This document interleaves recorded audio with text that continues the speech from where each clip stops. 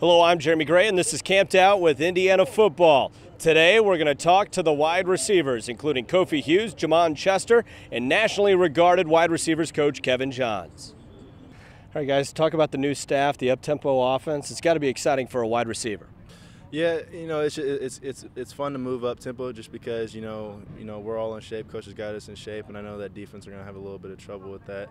And just lining up quick and just going, and it's fun seeing the defense still scrambling around trying to get set.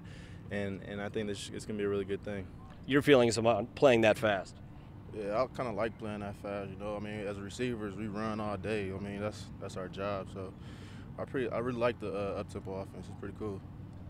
How tough was strength and conditioning getting ready for camp this year? It was definitely another level. The workouts changed. They're a little shorter, but then again, it's just all straight sprinting the whole time, and it's more like how our offense is. Last year we did no huddle, but it was a little more calmed down. This year, now it's no huddle, but it's after every play you got to find where your spot is, look back at the signal, and so it's moving a lot faster. And that's how our workouts were, a lot more fast-paced, more sprinting, short burst kind of stuff.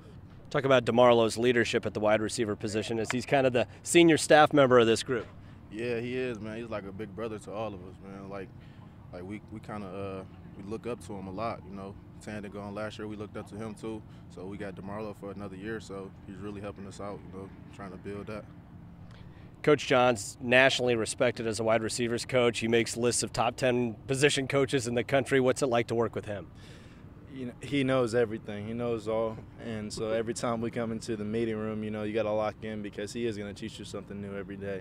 And that's the best thing about Coach Johns. He's not telling you the same thing over and over. He is teaching you something new each time, so it makes it easier to listen to and easier to follow when your coach really knows what he's talking about. All right. Yeah, that's pretty good too, man. Coach, you can't waste no time, man. Anytime we have, he's a genius. Anytime we have is a chance to get better. So that's how. Coach, one thing at the receiver position at Indiana is that there are options. Looks like there are a lot of guys who can do a lot of different things. There are, and we're trying to build some depth. There's like a misconception, though, that we have a lot of experience. And really, DeMarlo has really probably played the most football. Kofi and Deweese are still getting their feet wet. Dre, and then we got some freshmen in the mix as well. So there's a lot of quality depth, but not a lot of experience. You mentioned DeMarlo, very successful over the course of his career here at Indiana, but he has really bought into what you guys are doing in the Coach Wilson era. He's doing great. And again, as a guy that's played as much football as he has, we need him to step up as a leader.